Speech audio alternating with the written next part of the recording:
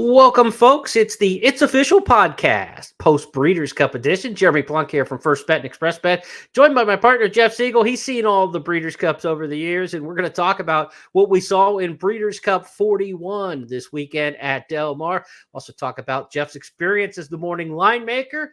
Pat on the back did an excellent job. The Saturday Breeders' Cup races almost played identically to the line, so good work there from Mr. Siegel. And I want to start off the top of the show, Jeff. There was a lot of discussion after the Breeders' Cup Classic, people throwing their hands up in the air. City of Troy should have never been in the Classic. Next should have never been in the Classic. How terrible was it to put these horses in these races? Did you see the Melbourne Cup last night? Might I say in the Melbourne Cup, Knight's Choice paid a square, $221 to win. If you ain't in these races, you can't win them. There's no rich strike. There's no mind that bird. You got to take a chance every once in a while if you want to be great. And look, City of Troy, no fire at all. Next, even less fire in the Classic. But I'm glad they were in it. And as the Melbourne Cup showed last night, Jeff, you got to be in it to win it. You got to be in it to win it, and they were in it, and they didn't win it. I tell you what. I think the track was a little deeper than normal, and I think maybe City Troy had a little bit tough time grabbing it a little bit. He got dirt in his face, which you always, you have to figure that that's a negative thing when you've never had it before. They took care of him. It was his last start. He really hadn't anything to lose by trying, and so he didn't run. Next, on the other hand, although I thought he had a chance, but I also thought there was just as good a chance he'd run last as he did if he would have been right there. Right. I would have liked to have seen him run in the grass. I don't know whether he would have beaten Rebels Romance in that race or not. But the good news, I hope it's good news that next we'll see him again next year and enjoy him. City of Troy is off to stud, which we knew was going to happen. And you had some very good racing for sure, but there are a lot of no-shows, and we'll talk about that as well. That, to me, may have been the most disappointing aspect of the entire two-day festival, is that there were several horses that I really wanted them to run well, and they didn't. And that's a letdown. But, that happens in horse racing. There's no guarantees. You got to go out and do it, and sometimes you do it and you look brilliant doing it, and sometimes you just don't show up.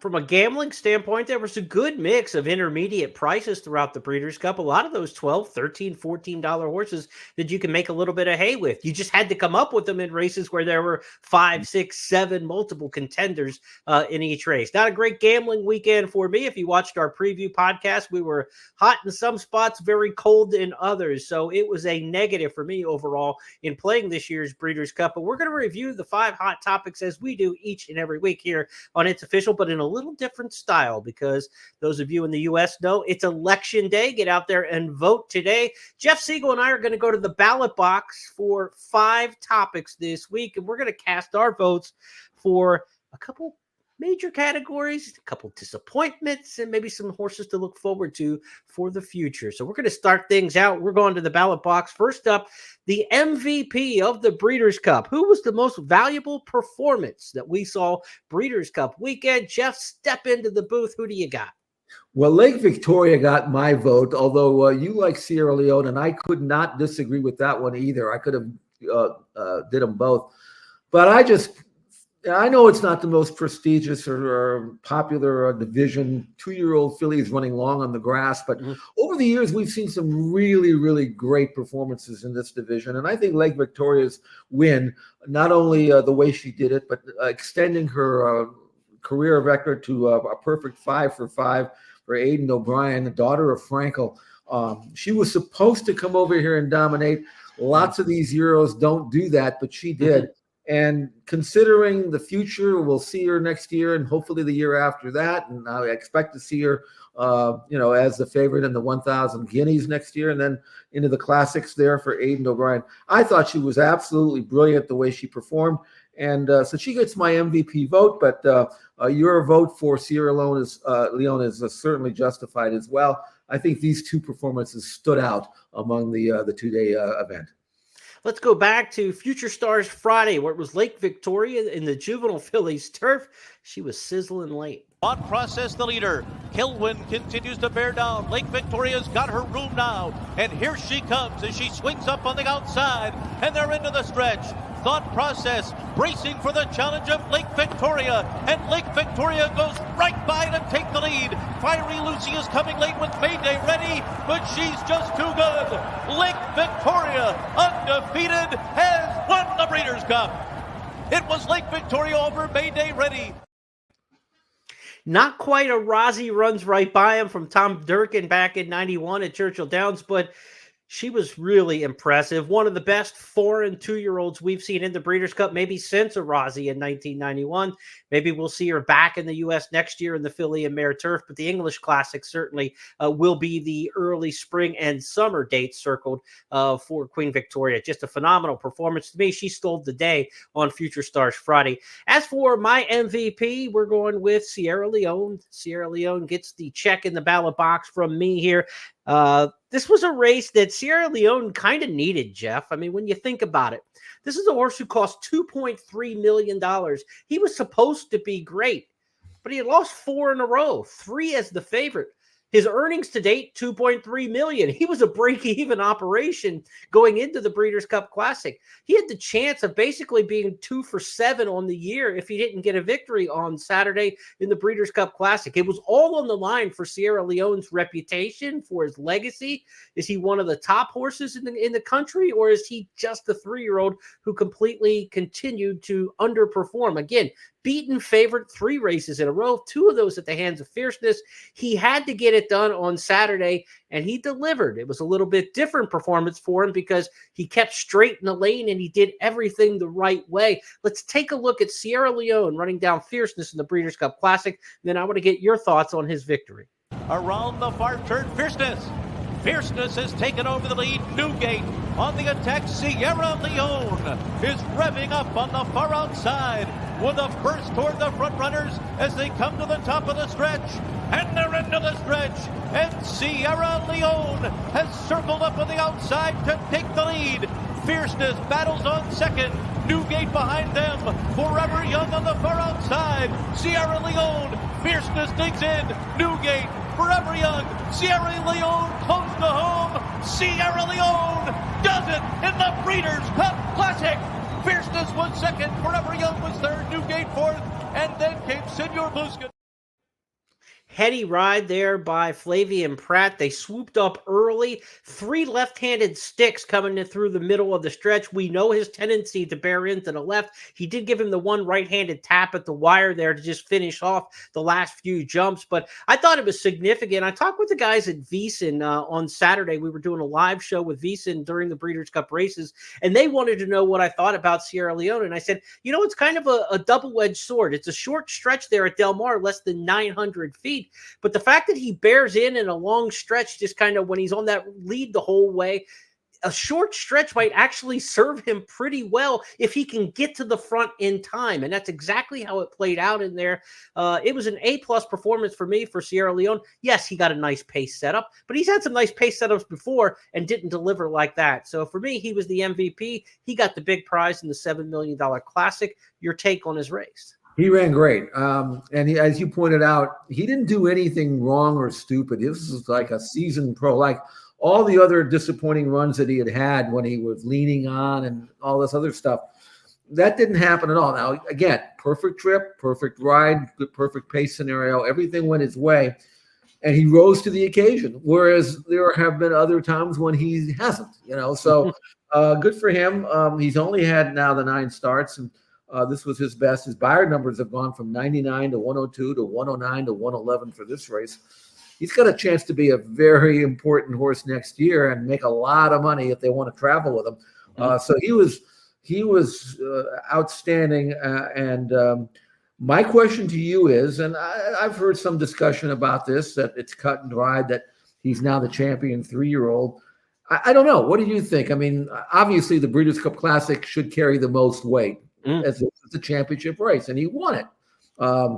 But you wouldn't have said that going into the race, and it wasn't like Fierceness ran bad. So what's your take on that? Does this clinch 3-year-old championship for him? There are 4 races on the resume where he ran against Fierceness. He outran him in the Kentucky Derby by a long ways, and he outran him in the Breeders' Cup Classic by a shorter ways. Those are the 2 biggest races in America, the Kentucky Derby and the Breeders' Cup. When they needed to be their best, he was better than Fierceness twice. So even though Fierceness beat him in the couple Saratoga races, the Jim Dandy and the Travers Stakes, give me that Kentucky Derby Breeders' Cup double over those 2 Saratoga races in terms of importance. Yeah, I think Sierra Leone's your champion 3-year-old, and he'll be on the ballot for Horse of the Year. I think Fierceness will be on the ballot for Horse of the Year, and we'll talk about the filly Torpedo Anna, who certainly will be on the ballot for Horse of the Year. But to me, the voting would come down to those 3. And as for champion 3-year-old, though, yeah, I think you put it in Sierra Leone's camp at this point. He had a good season through the races, the Bluegrass, a grade 1. So this isn't like his first and only grade 1 as well. I give him the championship. I think it's Sierra Leone, and a lot was on the line for Fierceness in that race as well. Well, I agree with you. I only because I'm a kind of a traditionalist, and I think the big races produce champions. I'm not that interested in, although the races that Fierceness did beat Sierra Leone were good races for sure, but and important races, and were kind of like they could serve as tiebreakers, but when you win he didn't win the Derby, but he ran better than Fierceness when it was supposed to be the championship. And certainly this is where you're supposed to rise to the occasion. He did. But my respect for Fierceness certainly hasn't wavered. I used to think of him as an inconsistent up and down. Everything that goes his way, he'll run great. Otherwise, it won't. But he's gained my respect. Let's put it that way. Well, he got your respect so much that you went to the ballot box and said he had the toughest beat of any horse in this year's Breeders' Cup. For Fierceness, was it because of the pace, Jeff? They went fast in there. He attended a good deal of the pace. He led turning for home, and then he was able, that he was run down. But do you call it a tough beat for him in the sense that he was up and attending that pace and didn't cave and ran his race? Or is there another reason why you think this was the toughest beat? Well, it's actually something you said, and I hadn't thought about it until you said it last week on our show. And then I said, I think he's got a point there. Fierceness really isn't a 1.25 mile horse. Now, I tip my hat to him because he ran well. He beat everybody else. He was part of that hot pace. All the other pace horses kind of waved the white flag. He went in. Right. If it had been a less pressure, I think he probably would have been able to stuck it out. Now, going into the heat of a fast pace when you're not versatile enough to take back, I mean, that's your fault, really, when you think about it. Right. I mean, that's part of the game. You can't just say, oh, I was on a fast pace, therefore I was best. And I've heard that from some handicappers. Every time they get cooked on a fast pace, they say, oh, he was best. Well, not really, because that's part of the pace. And if he could have taken back and if he was versatile enough to do that, it would have been. So I don't give him too much of an excuse to that. But I thought it was a tough pace, a tough beat, because he did take the heat. It took a true 1.25 mile colt, very good colt with a perfect trip and perfect ride to beat him at a distance that he might not be at his best. I mean, it's no shame that you don't really want to go 1.25 miles. He's a brilliant middle distance horse, as we saw last year in the Breeders' Cup Juvenile. So I thought it was a tough beat, but I don't give him an excuse per se. It just was a tough beat. He ran great. He had the best race of his life, and he wasn't quite good enough. 26 flat, according to the GPS tracking at Del Mar over the last quarter for Fierceness, 51-53 over the last half mile. It just got to him. And only one horse was able to get to him, though, because the race is not just the split, it's start to finish. So as great as he ran the first half, he ran good enough in the second half to beat everybody but one, but it was Sierra Leone who got to him. As for my toughest beat, it goes to Johannes. I thought he ran a really good race. Johannes. I say it a different way every time I pronounce it, but either way you say it, absolutely game in the Breeders' Cup Mile. What I really liked about this performance, Jeff, is he looked the favorite in the eye. He had notable speech. Those two were closing at the same time, 3-4 pass off, and he looked right at notable speech and put him away. And then it took an amazing effort. Last to first by More Than Looks, who just ran a tremendous race, flying home. And I don't think Johannes ever saw that horse coming. Way out on the track, another rival next to him. And Johannes ran a tremendous race. Let's go back and take a look at the Breeders' Cup Mile and see. There's a point in here where you think, wow, notable speech is going to go by him. He digs in tough, and then just the last gasp is all about More Than Looks in the stretch. But Johannes, game race in defeat. As they arrive at the top of the stretch, Goliad, 10 Happy Rose moves up alongside. Carl Spackler trying to come and get them. Johannes is closing with notable speech. More Than Looks trying to unwind from the back of the pack. Here is Johannes and notable speech. More Than Looks coming, 10 Happy Rose on the inside. A wild finish that goes to More Than Looks. More Than Looks gets up under Jose Ortiz to win the Breeders' Cup Mile. He's galloping out next to him, looking over like, where'd you come from? That was my race to win. I think he thought he won it, outgaming notable speech in there. Really strong performance. One of the most eye-popping performances. We don't have that as a category, but More Than Looks was just phenomenal on the back end of this race. A good edition of this year's Breeders' Cup Mile. I don't think it was a world-class edition with the horses who came over, but from the American standpoint, for us to run 1-2 in there, these are two really good milers in the U.S. If you could read a jockey's mind and if you could read a horse's mind, you could read both Johannes and Pratt's thinking there. Looking over and you think you want it, and you look over and here comes this horse flying by. It's mother. You know, how did I lose this race? Yeah. You know?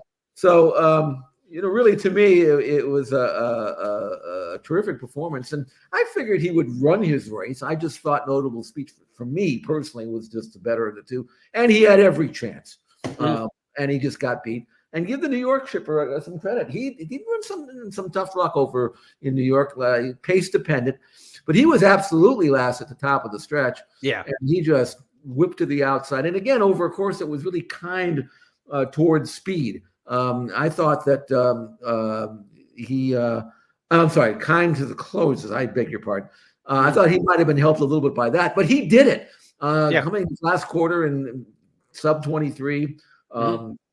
Good race. It was a very competitive race. It was an exciting race. There was never a spot in that race until the final 20 yards that you thought you knew who was going to win. I thought Johannes had struck the front in the proper spot, but and he did. I mean, he did. He won. He thinks he won the race. Where's my trophy? Type of thing. Reese believed did everything right, but they just didn't get the victory in that one. I called that one the toughest beat from a horse standpoint at the Breeders' Cup this year. This was my worst beat as a bettor. I was all in on Porta Fortuna, shuffled back at the start, and then just an abysmal ride from Tom Markhand. Stop me in the future if I ever bet one of these international jockeys again in the Breeders' Cup who are not one of the proven guys here in the U.S. Just a brutal ride, and then she didn't fire once there was any kind of space out there, just kind of waved the towel. But a terrible performance from Porta Fortuna and rider involved, and terrible handicapping on my part because I put all my eggs in that basket, and it didn't work out there. But see, I want to say one thing real quick. There's another situation where you liked her to win. I liked her to be a major player and to hit the board at least. Another no-show, and I mean, it must have been a dozen no-shows, horses that I thought they could win. They don't have to win, but I'm pretty sure they're going to run, and then I'll look up and they're nowhere. That happened so often. That's what was the most disappointing thing about the Breeders' Cup this year for me is that you had horses who just didn't fire, and there was no logical explanation that they didn't. Give me William Buick, give me Ryan Moore, give me Frankie Dettori, and anybody else, I'm burning tickets. So those are the international jockeys I'm going to rely on from heretofore. But that was certainly, for me, a tough beat at the window that had nothing to do with the finish, but a tough beat for Johannes at the finish of that one. Let's talk about our next category. Who was unlucky at the Breeders' Cup? Your most unlucky, Jeff. We'll send you back to the ballot box here. And who do you got? Rousham Park in the Breeders' Cup Turf. I'm going to talk about a little more general in my most unlucky performers of the Breeders' Cup. You tell me why Rousham Park was the most unluckiest runner. Well, he was only unlucky because he was 13th with a quarter of a mile to go, and he got finished second, beaten the neck. And again, he had to come home his last. The leader came the last half mile in 47-2, and he must have had to come home in 45-2. And you shouldn't have to come home that fast in a 1.5 mile turf race to win, and he fell short. So he was unlucky from that standpoint. Again, perhaps maybe benefiting from the pro closers nature of the turf course.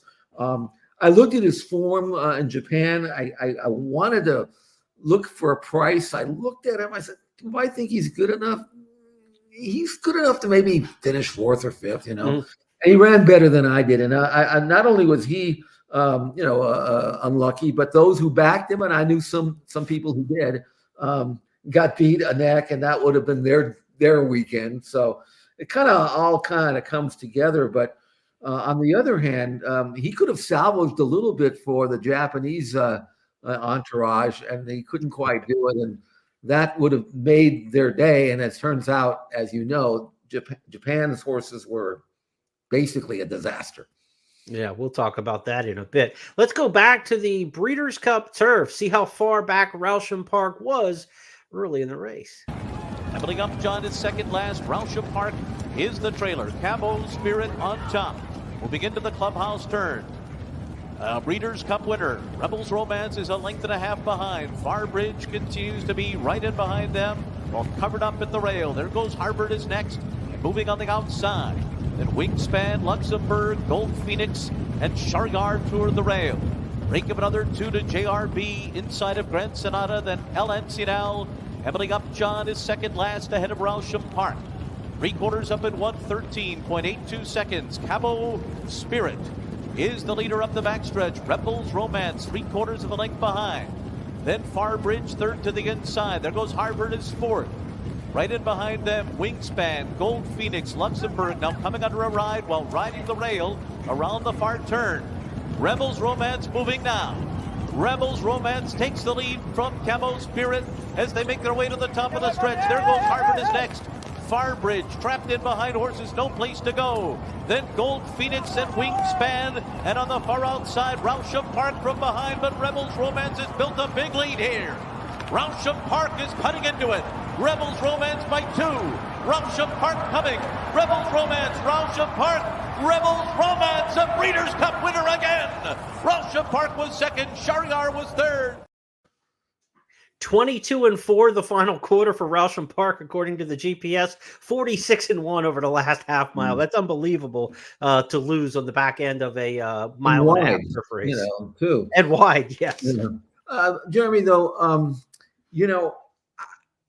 I don't think he'll ever go down as a great horse, but Rebels Romance to me is a pro's pro. I mean, he's what he won 5 out of 6 this year. He's a gelding. We'll enjoy him again as long as he continues his form. He always seems to continue his form.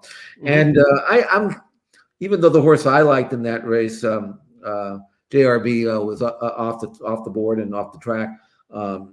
It was a soft spot in my heart for Rebels Romance to win again, second Breeders' Cup win in 3 years, because he's such a pro. These horses are athletes, and you always have to admire them when they bring their A game, and he always brings his A game. So a deserving winner. Yeah, absolutely. Joins Conduit, 2-time winner of the Breeders' Cup Turf. Now, for me, the most unlucky performers of the Breeders' Cup were fans of the Breeders' Cup Distaff division, Jeff. Yes, we got to see Torpedo Anna, but we didn't get to see anybody else. Awesome result was Scratch, the vet Scratch, the undefeated Japanese horse. We lost Idiomatic after the pre-entries. This was the horse, obviously, Idiomatic, who last year had won the Distaff. The top horse in California, Adair Manor, was talked about for the Pacific Classic. Take on the boys, go to the Distaff as maybe the favorite. She was gone by end of summer. Just FYI, last year's champion 2-year-old filly never developed really at all this year at 3 after a second in the Kentucky Oaks. So we didn't get to see her develop. It was Torpedo Anna against the rest of them, if you will. And it turned out not to be all that exciting. It was just kind of a coronation for her. And we're going to go listen to the call here. And for a legendary horse who had the season she had, just listen to the dulcet tones of Larry Colmus call this one home. It lacks the excitement because simply it was not that exciting. Ryan Hernandez Jr. and Torpedo Anna begin their run into the far turn. Raging Sea has been glued to her throughout, and with 3 furlongs to go, the lead is just a neck. Torpedo Anna from Raging Sea, Honor to Lady and Candied are 2 lengths off of them. And then comes Elise Verite and Sugarfish. Torpedo Anna still cruising along here, and she's starting to get away from Raging Sea as they come to the top of the stretch in the Breeders' Cup Distaff. And Torpedo Anna begins to move away. 1 furlong to go. She's in front by 2. Raging Sea still there, trying to fight for second. Then Candied in third. But this brilliant filly's going to take them all the way. Torpedo Anna, what a year for her. She won it by 3 over Raging Sea. It was quite a year, but you look at the fillies that she beat in this race, the ones she beat in the past.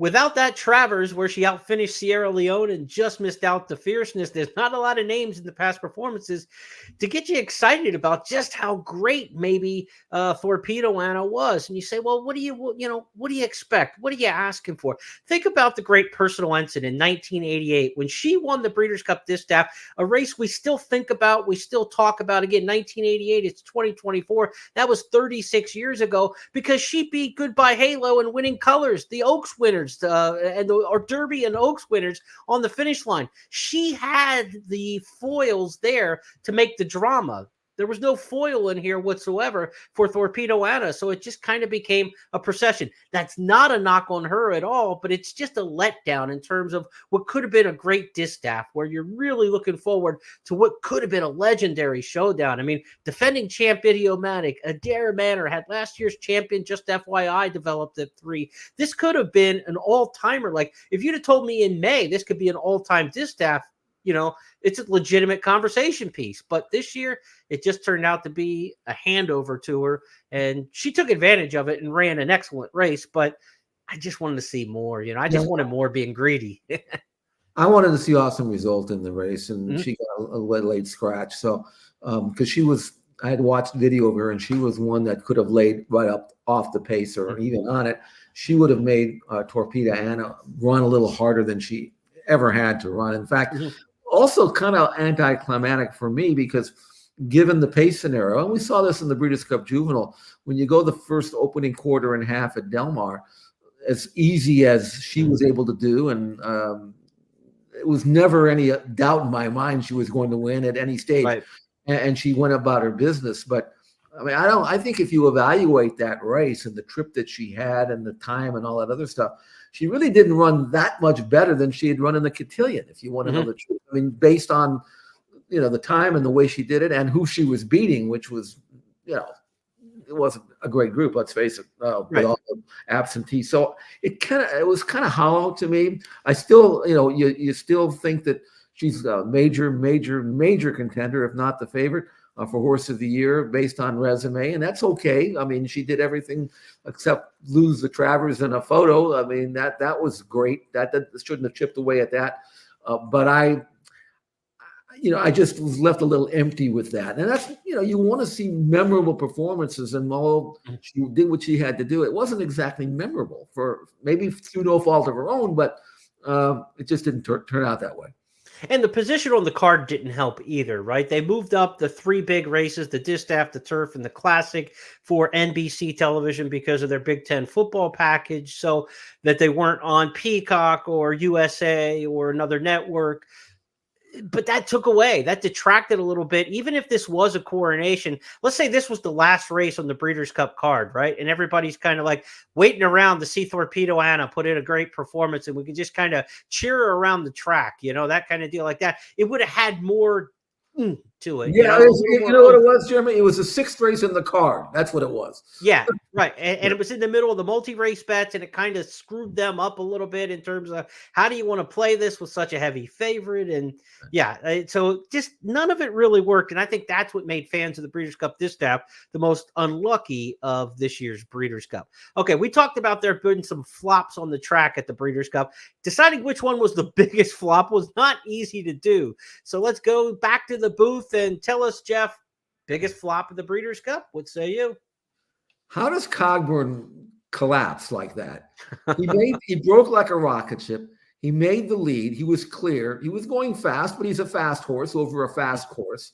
He turned the corner to the stretch, opened up. If you had stopped the video at the 3/16 pole and then with them told that he finished off the board, you'd say, yeah, right. Right. For a horse who had been so consistent and world record holder, I mean, you talk about a flop, especially since a lot of people needed him in the rolling exotics. I mean, they figured, okay, maybe he doesn't have to win, but how deep do I have to go? Right. If I think he's going to lose, I mean, who's going to beat him and how deep? I'll just single him and hope to survive in advance, and then he just collapses. I mean, to me, that was the biggest flop, and I don't know what it means, but he could have finished out the year in a glorious fashion with the Breeders' Cup Turf Sprint. He had it in his hands. He just dropped the ball. Simple as that. Wow. He could have been on the Horse of the Year ballot if he could have got the final 16th of a mile. Let's go back and watch an improbable finish in the Breeders' Cup Turf Sprint. Followed by A.G. Bullet. Iran Ortiz and Cogburn have a 4-length lead at the top of the stretch here in the Turf Sprint. They come bounding by the 8th pole clear. Izzy Bungu Bungu tries to gain ground. Then A.G. Bullet. Starlust is rallying up the rail, and they're getting to Cogburn now. Here comes A.G. Bullet. Here comes Starlust. Starlust comes from the clouds to win. A.G. And Starlust, my long shot. Yeah, I mean, I had 9-4 all in the Super. I was at the 16th pole. I was just like, is the 4 going to get second? And by the finish line, I'm like, where the hell did Cogburn end up here? What happened in this spot? I mean, in a 5 furlong turf sprint, like you're saying at the 3/16th pole, a horse in Cogburn's position in a maiden race is 1-5 to win that. To be of Cogburn's quality and then not hit the board, just an unbelievable stop. And, I mean, he'd run without Lasix in the past, things like that. I mean, it's not something that you would have foreseen happening. It's horse racing. They line up and they run them. And sometimes even when they run them from the 3/16th pole home, you can't figure it out. That's one you don't get right in the replay. No, I mean, I've had horses that have done that, so I can relate. But the race is over, and you say, "What happened? How did I lose this one? This horse is in front." I mean, if you stop the tape, he's probably in front 70, 80 yards before the wire. He finished 5th, And this is a horse who has a history of leading the way to the stretch and then opening up. It wasn't like he's a fast horse who kind of hangs on for dear life. So to me, that is by far the biggest flop, and that's the biggest flop I've seen in years. Especially the way sometimes the horse runs badly. You expect him to win because he has trouble. This horse popped the gate, opened up, fall 4 lengths inside forget it. I've seen it all. As they like to say in Oklahoma quarter horse racing, he jerked a knot into Bradsell. I mean, Bradsell tried to run with him. He jerked a knot in him, sent him backwards, and then just won the battle, lost the war, I guess, the way it ends up. Let's go to my biggest flop of the Breeders' Cup. I'm going to the entire island of Japan. The results from the Japanese were a little less than what we would expect. Look, I know Japan won 2 races at the 2021 Breeders' Cup at Del Mar. March Lorraine pulled the big upset. Loves Only You was a horse who was 4-1 and expected to run a little bit better when she won. So Was it just that we're back to Del Mar? The Japanese have run so well in the Dubai program and in those big international races. Did we overinflate the Japanese going into this year's Breeders' Cup, Jeff? I'll let you talk on that a little bit as we look at the results of the runners at the 2024 Breeders' Cup. 19 of them came over here. We did have the one scratch of awesome result.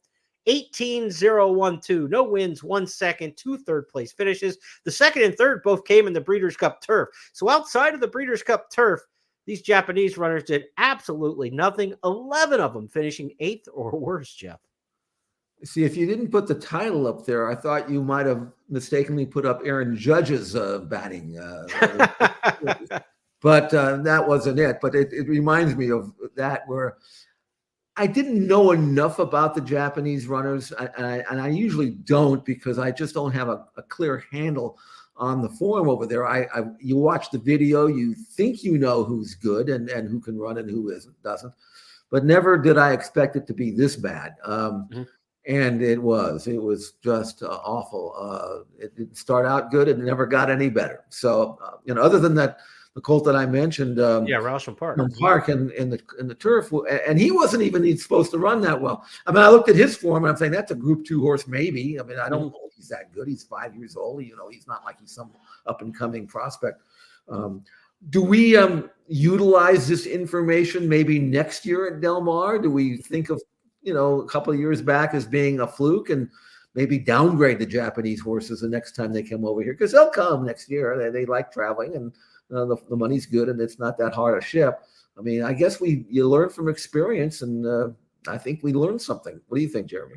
They're 2 for 47 in the Breeders' Cup now. They did get to 2 in 2021, but there are 45 others who give you a decent body and sample size to look at now. And they're coming right back to Del Mar, as you just mentioned. Breeders' Cup 2025 will be back at Del Mar. So you expect that 19-runner contingent that they brought over, maybe similar.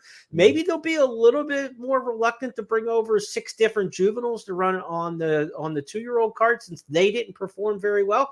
But they might be emboldened to try harder and bring more and see what they can do in the 2-year-old ranks to improve. Obviously, the bloodstock over there, their international prowess has been on the rise. I mean, there's no question about that. The success they've had on the Dubai Carnival cards, unmistakable. You've got to comment to that. The Saudi Crown cards, the Saudi Cup cards, you've got to talk about those as well. So we're giving them a hard time because they ran so poorly this particular weekend. But overall, you still feel like the Japanese runners are obviously on the upward trajectory. But do we need to bet them all at shorter prices and kind of go after them and, make 1 out of 3 horses that they bring over here single-digit odds? Probably not. I think get a little bit better prices on them next year. And I always say there's nothing wrong with trying. Look, I gambled on Next, who never picked up a hoof, but if you're going to give me 13-1 on a horse who's won everything by 10, 20 lengths all year, it's not a bad gamble. Taking a short price on that kind of thing, like maybe City of Troy or one of these other question marks, a short price to do something that you're not quite sure they can do, that's never a great gamble. But if you're going to get a big enough price, you stay with them. So the future looking ahead for betting Japanese horses in the Breeders' Cup, if you're going to get a fair price and a big price, they're worth the shot. But when you take short odds on them moving forward, I don't know. I don't think that's a good move moving forward. It was evolving, and one of those Saudi horses who ran earlier in the year didn't follow through at all.